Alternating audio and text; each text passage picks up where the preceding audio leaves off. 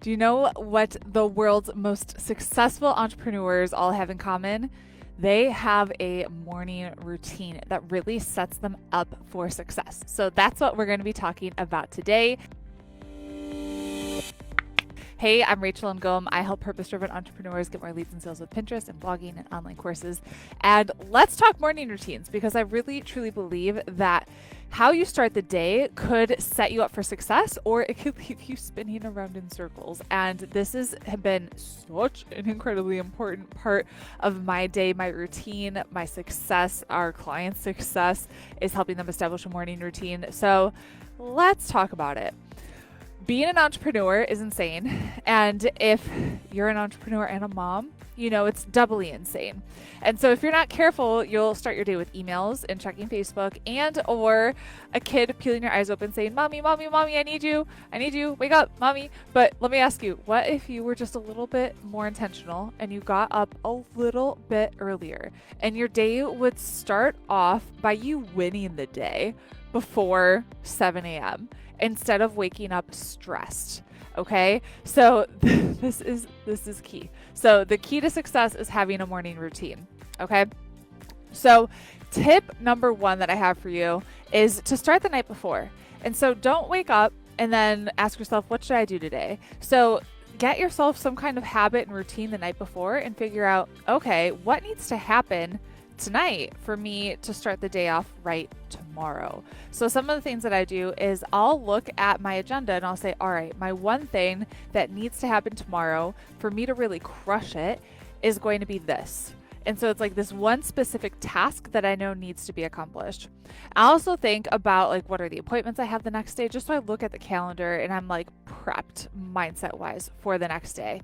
I also think about like, all right, what workout am I doing? Do I need to have like my workout clothes? Can I work out in the morning before the kids wake up? So there are like times where I try to work out before the kids wake up. Now is not that time. I can get it done when Gabrielle is like in a bouncer, and that's fine. But typically I have like a plan in place and get it done. I also have social media and am guarding myself from distractions. And so what that looks like is I have my phone downstairs and it's like close to the door. I'm charging it far away from wherever I'm going to be. I know I'll be using my computer typically in the morning, so I'll close out of any apps or any browsers or anything that's going to be a distraction that'll take me away from my one thing and my one focus. So I got everything basically set up, ready to rock and roll. Tip 2 is to start small. If you read a book like The Miracle Morning, he'll give you the 7 lifesavers of like the 7 things that need to happen before 7 a.m. It's a lot, especially if you don't have a morning routine. And I want you to just start small. It doesn't need to be 7 things that you do. It could just be, I'm going to wake up 20 minutes earlier. I'm going to meditate for 2 minutes or pray for 2 minutes and eat my frog, which is tip number 3. So start small and then eat your frog. So Brian Tracy wrote a book called Eat That Frog. And it's basically thinking about what's the hardest thing that's going to be on your agenda for the day and do that first. So a lot of times we procrastinate and tend to put off the hardest thing to the end.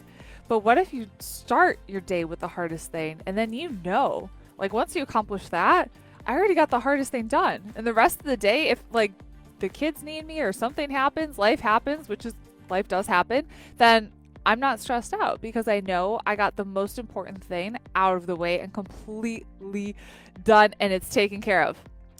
Tip number 4 is just to stick with it, because when you have a morning routine, you're gonna have things come up and you're going to be tired and you think, oh, this is too hard, or the kids are going to get in the way or whatever, and you're going to make excuses. Just be consistent and know that you don't need to be perfect with this. So I typically do my morning routine like 80% of the time.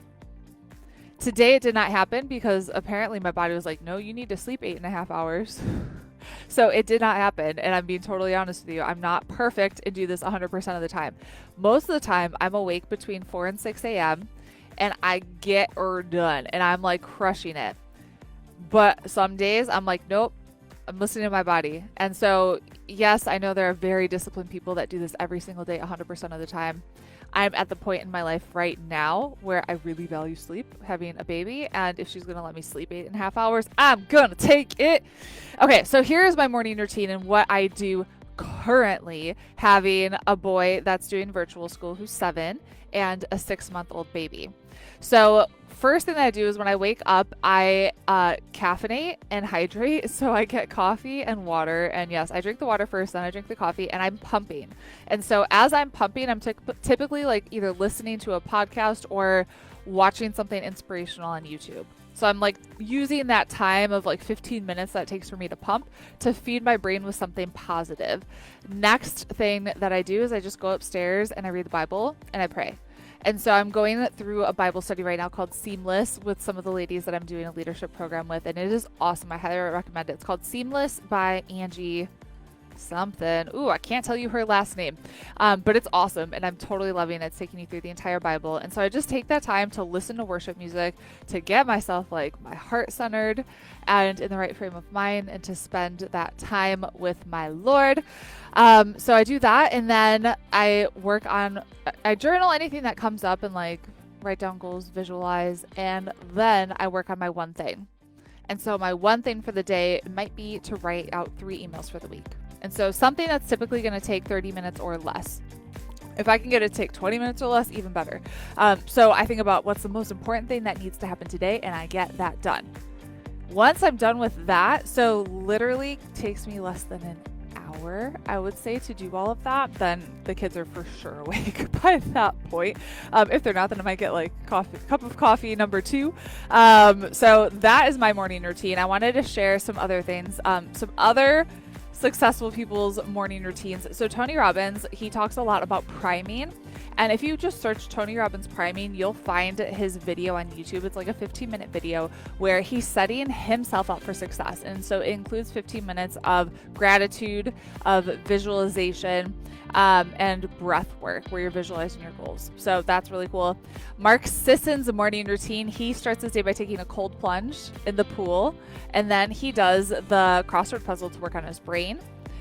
Steve Jobs said that in his commencement speech at Stanford, said that part of his morning routine, he said, when I was 17, I read a quote that was something like, if you live each day as if it were your last, someday you'll most certainly be right. It made an impression on me. And since then, for the past 33 years, I've looked in the mirror every morning and asked myself, if today were the last day of my life, what I want to do what I'm about to do today. And whenever the answer has been no for too many days in a row, I know I need to change something.